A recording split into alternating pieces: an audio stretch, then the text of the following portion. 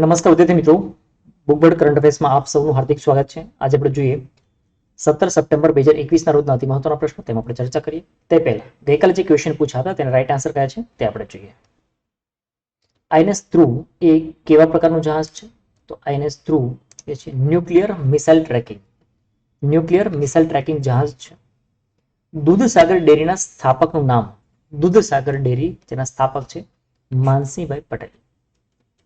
જેને એક પણ શત્રુ નથી તેના માટે શમુ શબ્દ માટે એક શબ્દ આપવાનો છે, તો આપણો આન્સર થશે અજાત શત્રુ. હિસાબમાં ગોટાળા કરી છેતરપિંડી કરવી, તો તેના માટે શમુ શબ્દ માટે એક શબ્દ થશે ઇન્દ્રજાળ. તો વિદ્યાર્થી મિત્રો, આ ક્વેશ્ચનમાં ઘણા બધા વિદ્યાર્થી મિત્રોને ભૂલ થઈ છે, કન્ફ્યુઝન ઘણા બધા થયા છે.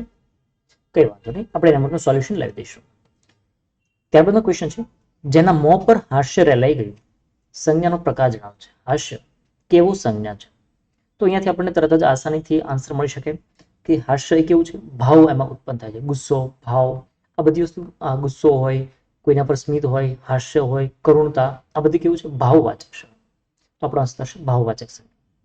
જે મોટાભાગના વિદ્યાર્થીઓ છે એ બધા વિદ્યાર્થીઓએ જે આન્સર આપ્યા છે તેમાં જે ભૂલ છે એ ચોથા ક્વેશ્ચનમાં મોટાભાગના એ ભૂલ કરી છે. કઈ વાંધો નહીં, કોઈ પણ વિદ્યાર્થીનો આ રાઈટ આન્સર નથી થયો. મોટાભાગના જે આન્સર આપ્યા છે આ ચોથા ક્વેશ્ચનના જ ખોટા આન્સર આપ્યા છે. તો હવે આપણે આ દિવસે માત્ર એક દિવસ માટે સ્કીપ કરીએ છીએ ચોથા નંબરનો ક્વેશ્ચન. બટ યાદ રાખજો, 10મા ધોરણની બુકમાં આ ક્વેશ્ચન લીધેલો છે. હિસાબમાં ગોટાળા કરી છેતરપિંડી કરવી તેને કહેવાય છે ઇન્દ્રજાળ. તો આ આપણા 5 પ્રશ્નો રાઈટ આન્સર છે, પરંતુ આપણે આજે જોવાના છે કે જે 4 આન્સર રાઈટ આપ્યા છે તો પણ આપણે એક દિવસ માટે વિજેતા જાહેર કરીએ છીએ. અધરવાઇઝ આપણે 5માંથી 5 પ્રશ્નો હોય તો જાહેરાત કરીએ છીએ વિજેતા. તો કોણ છે આજના વિનર જોઈએ? ચંદ્રેશ વાઘેલા, પાલિતાણાથી. ખૂબ ખૂબ અભિનંદન ચંદ્રેશ વાઘેલા. તો બુક મળવાપાત્ર દર વખતે આપણે કહીએ છીએ તે રીતે જે પ્રથમ વિનર હોય છે એને આપણે બુક ગિફ્ટ મળે છે. ફર્સ્ટ જે વિનર છે એમને બુક ગિફ્ટ કરીએ છીએ, અને ત્યારબાદના બાકીના જે વિનર હશે, સેકન્ડ અને થર્ડ વિનર, એમને આપણે અહીંયા પ્રેઝન્ટ બતાવીએ છીએ કે આ પણ વિનર બન્યા છે. તો કોણ છે બીજા વિનર? વિજય બોરીચા જુનાગઢથી છે. ખૂબ ખૂબ અભિનંદન વિજય બોરીચા. અને ત્યારબાદ છે આરતી રાઠોડ મહેસાણાથી. ખૂબ ખૂબ અભિનંદન આરતી રાઠોડ. જોઈએ હવે આજના આપણા પ્રશ્નોના આન્સર આપણે જોઈએ. પ્રખ્યાત ટાઈમ મેગેઝિને વર્ષ 2021ની વિશ્વના 100 પ્રભાવશાળી લોકોની યાદી જાહેર કરી છે. તેમાં કયા કયા ભારતીયનો સમાવેશ કરવામાં આવ્યો છે? ટાઈમ્સ મેગેઝિન છે કે જે ખૂબ પ્રખ્યાત છે, એમણે 2021ના વર્ષના વિશ્વના 100 એવા પ્રતિભાશાળી લોકોની યાદી જાહેર કરી છે. તેમાં ભારતના કયા કયા વ્યક્તિનો સમાવેશ થયો છે? નરેન્દ્ર મોદી, મમતા બેનર્જી, આદર પૂનાવાલા, આદર યા આદર તમે વોટ એવર જે પણ પ્રોનાઉન્સિએશન કરી શકો.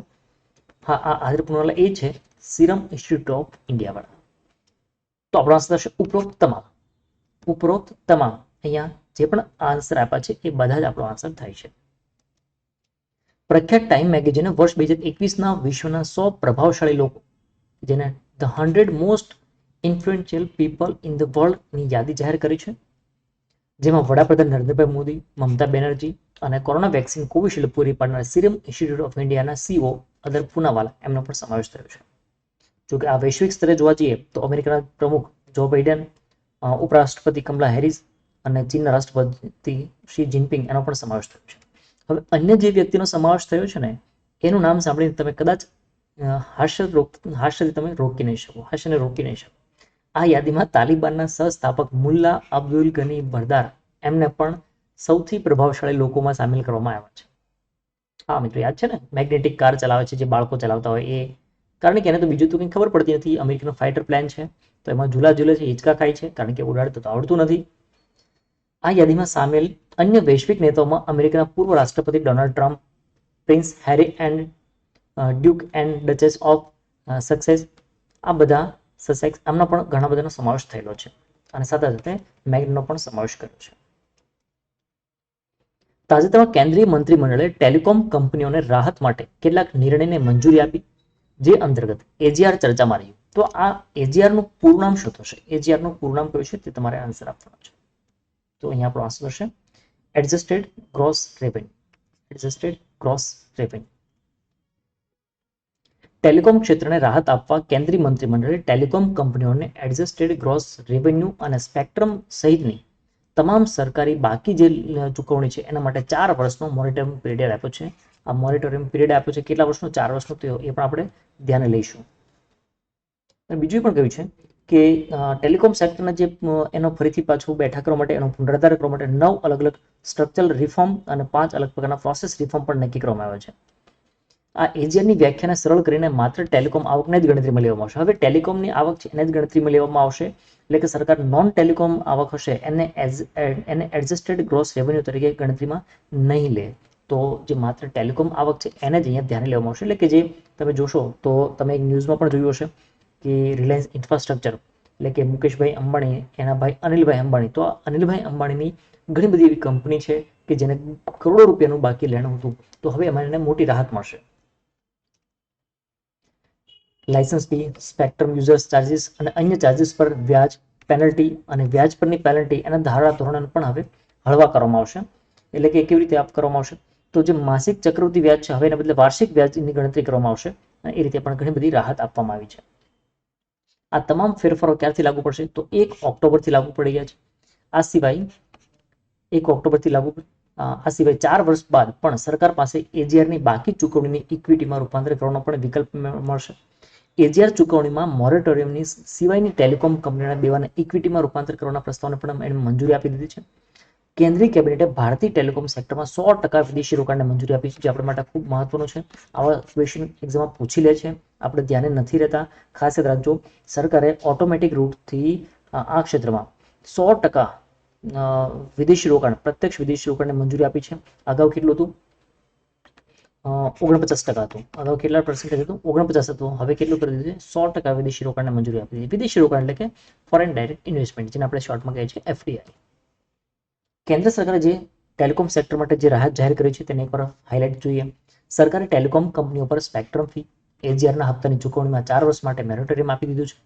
એજીઆરની વ્યાખ્યા સરળ બનાવવામાં આવી છે અને તેમાં નોન ટેલિકોમ રેવન્યુને એમાં આ યાદીમાંથી બહાર રાખવામાં આવ્યું છે, એટલે કે એ આવક ગણવામાં આવશે નહીં. અગાઉ ટેલિકોમ કંપનીઓને પેનલ્ટી પર વ્યાજ એ ચક્રવૃદ્ધિ વ્યાજ દર મહિને ચૂકવવું પડતું હતું. હવે એ વાર્ષિક ધોરણે પેનલ્ટી વસૂલવામાં આવશે. તમે સમજો છો કે જ્યારે ચક્રવૃદ્ધિ વ્યાજ હોય તો દર મહિને વ્યાજ ચૂકવશો તો વ્યાજ પરનું વ્યાજ લાગશે, તો વર્ષે ચૂકવવાનું છે તો આટલો બેનિફિટ થશે. અને આ સિવાય હજુ પણ અન્ય બેનિફિટ કયા કયા છે, તો ભવિષ્યમાં કોઈ પણ ટેલિકોમ કંપનીને જ્યારે ટેલિકોમ લાયસન્સ આપવામાં આવે તો એ વેલિડિટી કેટલી 20 વર્ષની. હવે 20 વર્ષની વેલિડિટી છે અને વધારાની કેટલી કરવામાં આવી છે? 30 વર્ષની. હવે 30 વર્ષની લાયસન્સ રાખવામાં આવ્યું છે અને સાથે સાથે 10 વર્ષ માટે સ્પેક્ટ્રમ લોક ઇન પીરિયડ પણ રાખવામાં આવશે. જો મોબાઈલ કનેક્શન લેવા માટે ગ્રાહકો જે પણ આખું આપણે ઘણી બધી વખત જોયું છે કે આખું મોટું લાંબુ ફોર્મ ભરવું પડતું હતું, જો કે પહેલા ભરવું પડતું, હવે આટલી બધી જરૂર નથી પડતી, કારણ કે હવે આપણે આધાર લઈને જઈએ છીએ, આધાર કાર્ડ, તો આપણે ફિંગરપ્રિન્ટના માધ્યમથી તરત જ ચાલુ કરી આપે છે. તો હવે આ બધા જ ફોર્મ ડિજિટલાઇઝ કરી દેવામાં આવશે અને કોઈ પણ કાર્ડ પ્રીપેડમાંથી પોસ્ટપેડ કરીએ યા તો પોસ્ટમાંથી પ્રીપેડ કરીએ તો એના માટે ગ્રાહકોને કેવાયસી બનાવવા માટે જે મુશ્કેલીનો સામનો પડતો હતો, આખી પ્રોસિજર હતી, એ પ્રોસિજર એકદમ ડિજિટલ કરવામાં આવશે અને એકદમ સરળ કરી દેવામાં આવશે. તાજેતરમાં કેન્દ્રીય કેબિનેટે ઓટો પાર્ટ્સ અને ડ્રોન ઉદ્યોગ માટે કઈ સ્કીમને મંજૂરી આપી? કેન્દ્રીય કેબિનેટે ઓટો પાર્ટ્સ અને ડ્રોન ઉદ્યોગ માટે એક નવી સ્કીમને મંજૂરી આપી છે. એક સ્કીમ છે જેનું નામ છે પીએલઆઈ, જેને આપણે શોર્ટમાં પીએલઆઈ કહે છે. અલગ અલગ મિનિંગ લઈ શકો પીએલઆઈના, પણ હાલ અહીંયા જે આપણે વાત કરીએ છીએ તેનો મતલબ થશે production link incentive scheme. Production link incentive scheme. કેન્દ્રીય કેબિનેટે ઓટો પાર્ટ્સ અને ડ્રોન ઉદ્યોગ માટે 26,058 કરોડ રૂપિયાની પ્રોડક્શન લિંક ઇન્સેન્ટિવ આ પ્રકારની એક સ્કીમ એને મંજૂરી આપી છે. અને આનાથી ફાયદો શું થશે, તો દેશની આપણી જે મેન્યુફેક્ચરિંગ ક્ષમતા છે, કેપેસિટી છે, એમાં ઘણો બધો વધારો થશે. તેના માટે તેના નિર્ણય લેવામાં આવ્યો છે. હવે પછી એટલે કે આગામી 5 વર્ષમાં આ ઉદ્યોગને 26,058 કરોડ રૂપિયાના ઇન્સેન્ટિવ આપવામાં આવશે. આ પીએલઆઈ સ્કીમથી આગામી 5 વર્ષમાં 42,500 કરોડ રૂપિયાનું નવું રોકાણ આવશે અને 7.5 લાખ નવી નોકરીઓનું સર્જન થશે, આવું પણ સરકારનું માનવું છે. એ સિવાય ઓટોમોબાઈલ્સ અને ડ્રોન ઉદ્યોગ માટે જાહેર કરવામાં આવેલા પીએલઆઈ સ્કીમ એમાં 2021-22ના બજેટમાં રજૂ કરવામાં આવેલા 13 સેક્ટરો માટેની આ સ્કીમનો એક ભાગ છે. જો કે જે તે સમયે 13 સેક્ટર માટે કુલ કેટલી જાહેરાત કરવામાં આવી હતી, તો 1.97 લાખ કરોડ, ઓલમોસ્ટ 2 લાખ કરોડ રૂપિયાની આ પીએલઆઈ સ્કીમ જાહેર કરવામાં આવી હતી. ડ્રોન સેક્ટર માટે પણ પીએલઆઈ હેઠળ 120 કરોડ રૂપિયા મંજૂર કરવામાં આવ્યા છે. તેનાથી ફાયદો શું થશે, તો દેશના ડ્રોન ઉત્પાદન અને સંચાલન છે એને પણ ઘણો બધો ફાયદો થશે અને પીએલની મદદથી ભારત વિશ્વમાં ઓટો અને મેન્યુફેક્ચરિંગ હબ બની શકે અને એનું વધારે પ્રચાર થઈ શકે. આ લાભ માત્ર એવી કંપનીઓ જ મળશે કે જે રેવન્યુ અને રોકાણની શરતોનું પાલન કરે. એક્ઝામ્પલ તરીકે જે કાર ઉત્પાદક કંપનીઓ છે એને આગામી 5 વર્ષમાં ઓછામાં ઓછું 2000 કરોડનું રોકાણ કરવું પડશે. તો આવી ઘણી બધી ટર્મ્સ કન્ડિશન પણ મૂકી છે.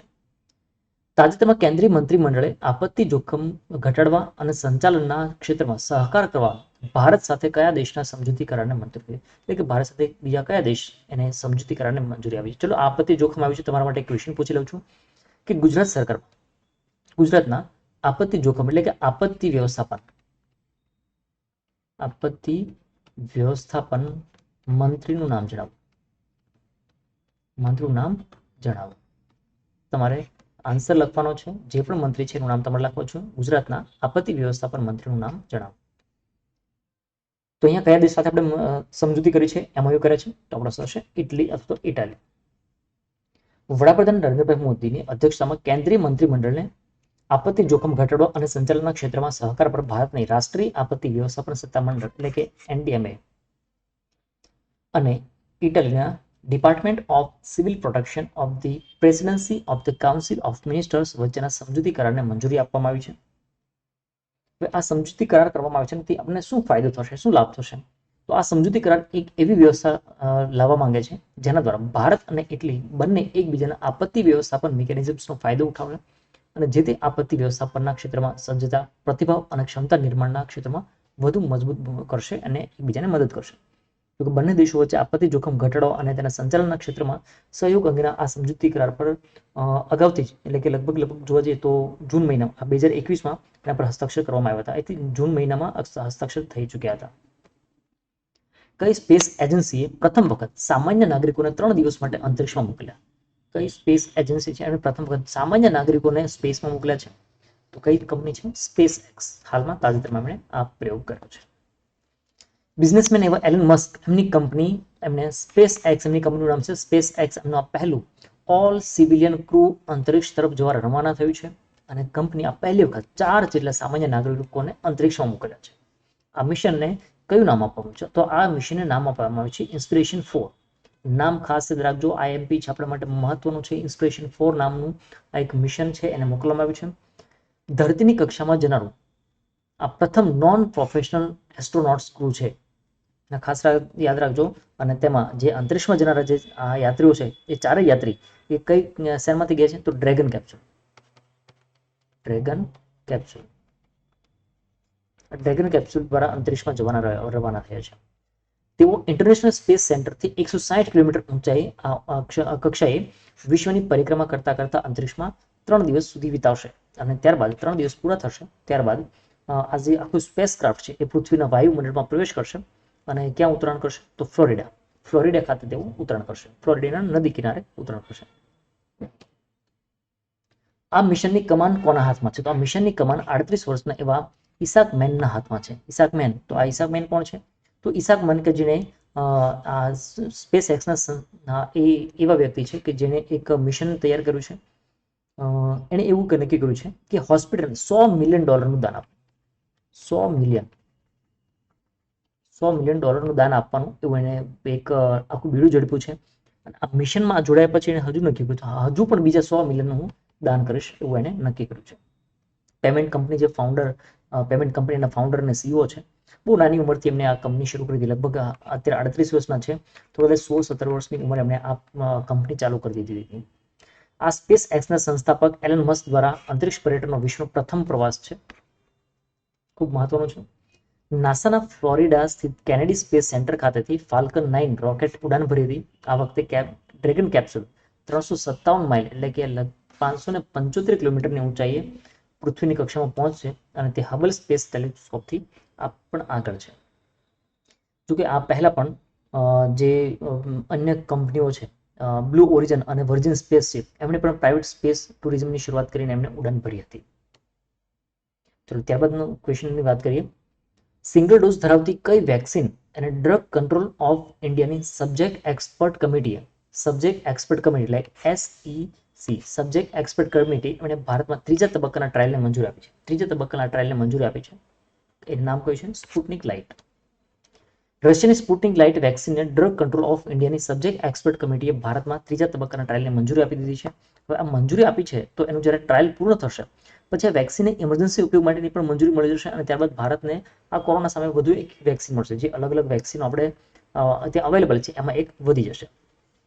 સ્પુટનિક લાઇટ વેક્સિનનો સિંગલ ડોઝ ધરાવતી વેક્સિન છે. આ સિંગલ ડોઝ વેક્સિન છે, એટલે કે આપણે જો બીજી આપણે ડોઝ લઈએ છીએ તો એ બધા કેવા છે કે ડબલ ડોઝ લેવા પડે છે. આ એક જ ડોઝ લેવો પડશે.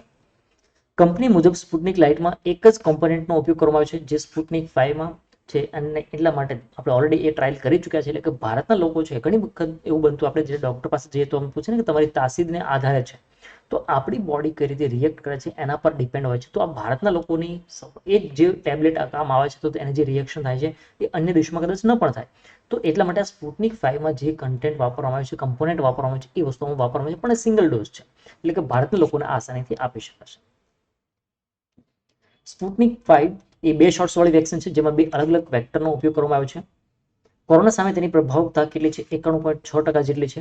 અને સ્પુટનિક લાઇટ એ સરેરાશ 79.4% પ્રભાવકતા સાથે વેક્સિન ખૂબ ઓછી કિંમતે, લગભગ $10 પ્રતિ ડોઝ, $10ની કિંમત છે. એટલે આપણે જોવા જઈએ તો 74-75 રૂપિયા હોય તો આટલી રકમ થઈ જાય કે 450, 740 કે 750 રૂપિયામાં આ બંને ડોઝ વાળી, એટલે કે એક સિંગલ ડોઝમાં આ મળી જાય. દર વર્ષે વિશ્વ દર્દી સલામતી દિવસની ઉજવણી ક્યારે કરવામાં છે? વિશ્વ દર્દી સલામતી દિવસની ઉજવણી કરવામાં છે 17 સપ્ટેમ્બરના રોજ. દર વર્ષે 17 સપ્ટેમ્બરના રોજ વિશ્વ દર્દી સલામતી દિવસની ઉજવણી કરવામાં આવે છે. સમગ્ર વિશ્વમાં દર્દીઓની સુરક્ષા અંગે જાગૃતતા લાવવા માટે WHO દ્વારા, એટલે કે વર્લ્ડ હેલ્થ ઓર્ગેનાઇઝેશન દ્વારા સૌ પ્રથમ વખત 17 સપ્ટેમ્બર 2019ના રોજ વિશ્વ દર્દી સલામતી ઉજવણીની શરૂઆત કરવામાં આવી હતી.